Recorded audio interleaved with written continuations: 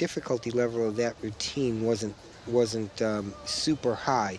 But I think in this competition, compared to the rest of the field, that high bar score will be good. Won't be the best, but it's certainly not going to be in the lower end either.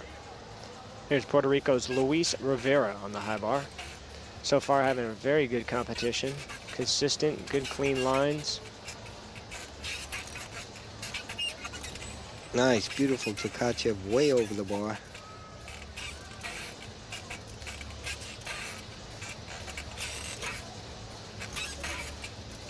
Little trouble there on that Stalder with the L grip. This routine also, John, not a lot of difficulty so far. So, you know, when your start score is low, you really need to hit a clean routine. Try to stick dismounts, little hop, good solid performance, but a low difficulty routine. So, you know, he's not going to get a super high score, but once again, you got what you got at this competition. That's your routine. The best thing you could, the only thing you could do is go out and hit it, and he did do that. Now, Luis has, and all the gymnasts, Peter, have two panels of judges looking at him, right? You have the A panel and the B panel. Can you explain a little bit what both those panels are supposed to be doing? Yeah, well, there's, like we've talked about a lot, you know, judging gymnastics now, you almost need a degree in quantum physics. It's become very complicated. And there's two sets of judges. One is just looking at the difficulty in the routine, the actual content of the routine. And the other set of judges are looking at how the routine was done, the execution, what, you know, whether your toes are pointed or your legs are together, your rhythm is good. So one panel works on one set, the other panel works on the other. They add it up, and you know, the formulas come forward, and boom, you've got a score.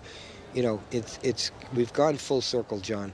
You don't remember this, but in the old days of gymnastics, there were very few rules. Judges would look at the routine and just decide what the score was based on what they liked.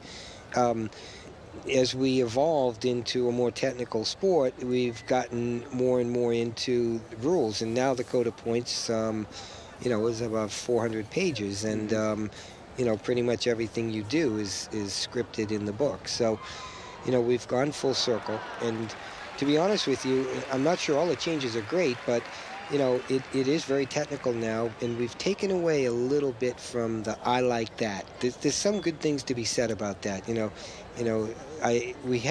Our sport has some performance factor, and when everything has to be written on paper, you can kind of lose that performance factor. And the old days had some good things about it too. So, you know, hopefully one day we'll find a way to consider both. Yeah. Well, you know, everything that's new in the sport sometimes throws people off, and hopefully this new scoring system will really turn out to be what everyone's saying they want it to be, which is kind of pushing the sport forward. But unfortunately, sometimes we look at the sport and say, how much forward can we go? Yeah, I actually like the rules. I think it is better. I think it separates the better guys. I think one of the old problems we had was that, you know, all the great guys were bunched in with the good guys. And, you know, a great guy could make one little mistake and suddenly he's getting beat by someone that's nowhere near as good as him. And that never felt good for me as a coach. You know, coaching two Olympic teams, I always looked at that and saying, you know, I'm not sure that's great. We should try to do something about that. And I think these new rules do. And there's his high bar score, 14.1. Good score for that routine. Low start score, but he